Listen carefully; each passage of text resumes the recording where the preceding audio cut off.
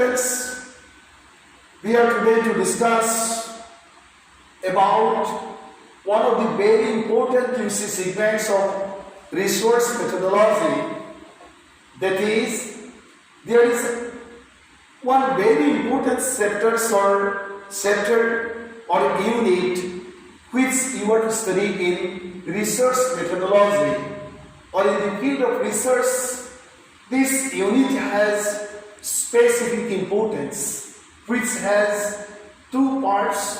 One is the hypothesis and the second part which is being linked with the first part is review of related literature. And here in this class you see some specifications have been placed before you for your consideration so that you can develop or have the chance to develop basic concept on the first part, that is the hypothesis. Means definition you will not get here. Simply this one is the introductory class on the very extensive topic. On this class will help you to some extent to understand a little bit about hypothesis.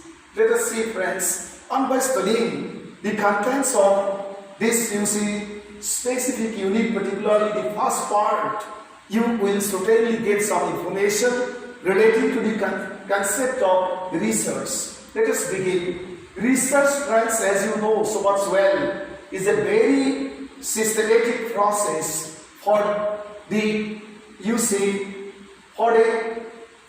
understanding the realities or bringing to light the realities behind various problems, various things and matters of this extensive universe. In research, as we have mentioned in our earlier discussions, first of all, the researcher is to select the study area on a research problem. This is the basic duty as researcher. You are to select the research study area, and that's what your problem is to be selected. After the selection of the study area and the problem of research, the researcher is to determine the prime objectives of the study, and to practically realize the objectives, hypotheses have the specific importance. So friends, why in the field of research hypotheses are important? For explaining this, we have to say that we have to first of all select the study area, then support the research problem is to be selected. After that, the research objectives are to be selected, and for the realization or for achieving the objectives, we have to formulate the hypotheses, because depending on the hypotheses, we try to realize the objectives in practical area, in practical field. Let us see the next one. What is it? The hypothesis. The objectives are generally the goals or aims of a particular study, and the hypotheses are the proposed explanations based on limited evidence used as a starting point for further investigation. So friends, study area is to be selected first, problem is to be selected second, objectives are to be selected for which we have to depend or study or depend on the review of related literature, and that's what we have to go to formulate the hypotheses. And here you see what are the specific aims of the objectives as well as the hypotheses. These are well explained. Let us see the next one. Then, to determine the objectives of a study and to formulate hypotheses, to practically realize all the objectives, an investigator or a researcher or a scientist has to depend on all stock of knowledge, that is, on the review of related literature. Thus, an all stock of knowledge is the base of a problem, and its objectives are also determined with the help of thorough analysis of the foundation, that is the old stock of knowledge, which is coined as review of related literature. Let us see the next one. You see, this is the view of one of the greatest writer, it is Kirilenko. And with him, another writer has association. They have written a very good book on philosophy, on concerning to the concept of research relating to the concept of hypothesis. And you see, Kirilenko and Korshunova, they are of the opinion that scientific research is based on the experience and knowledge which are at the disposal of an investigator. But it is impossible to obtain new knowledge by only drawing on old knowledge. To learn something new, such a transfer, a revision of old knowledge, it is necessary to go beyond the boundaries of old knowledge, is a painstaking process, is a very tiresome process. The new blazes its path in a struggle against the old, and this refers to science, art and politics alike. So this explanation, or these explanations of Kirilenko and Korshunova, you see, bear very important impact for understanding research hypothesis, or the significance or importance of the hypotheses, as well as for understanding the means and ways for the establishment of the realities of various phenomena, various things, various problems, various beings of this mysterious universal world. Let us see the next one. Research, as we have understood, or as we have mentioned earlier, needs expertise or experience or intellectual caliber. Mental potentialities have special significance in research. Means your intelligence or your capabilities or qualities of your mind play a very important role in the process of research. As for example, insight and intuition have special bearing on the development of new knowledge and formulation of theories. This process helps to understand man's creativity, and creativity helps to discover new knowledge.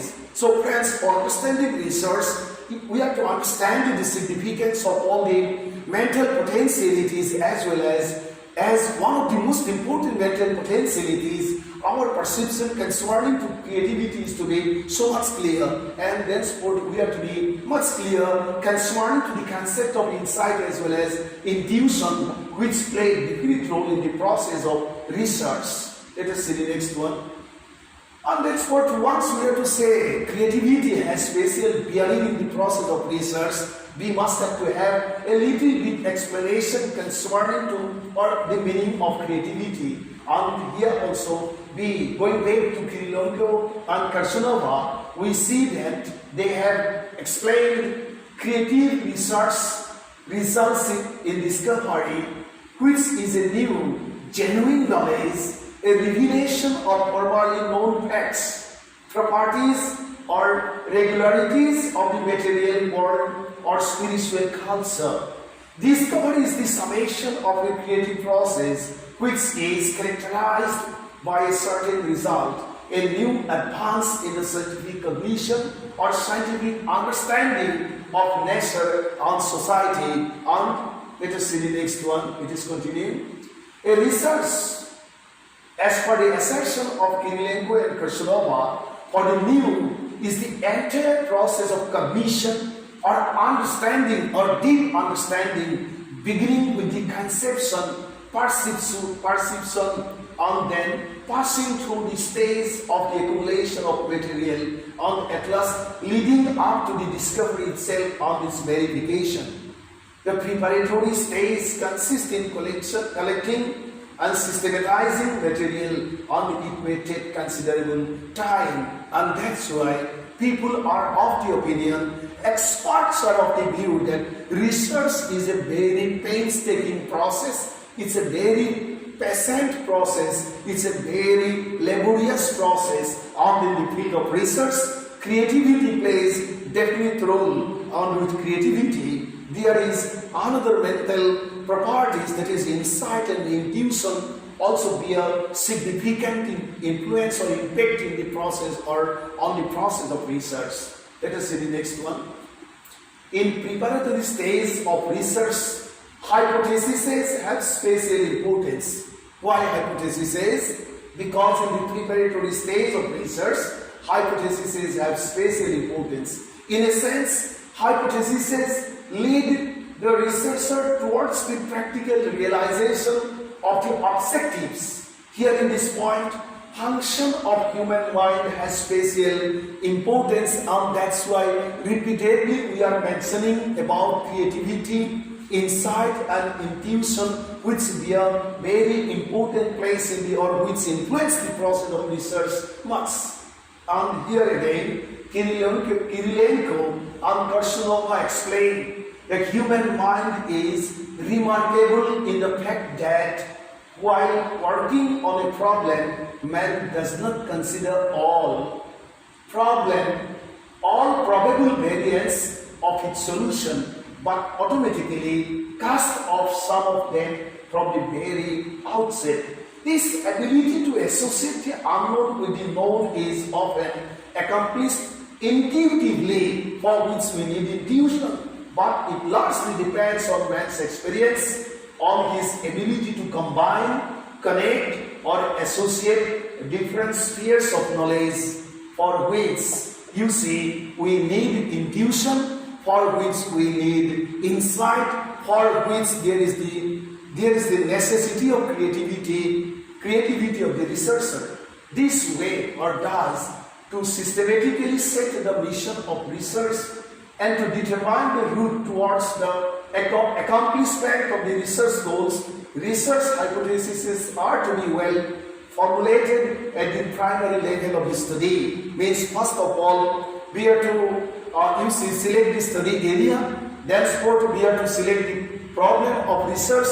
After that, we are to select the objectives of our own study, for which we are to depend on the review of related literature or the available review of literature. You see, on that spot we are to formulate the hypothesis or hypotheses so as to find out or so as to practically realize or reach the goal which or the objectives which are well being set depending on the scrutiny or systematic study of the review of related literature. So friends, in the coming class we are to explain the concept of hypothesis, definition of hypothesis, on types of hypotheses, etc. My voice is not so much good at present because of some cold problem. So please bear with me and study the contents so that for understanding the definition of hypotheses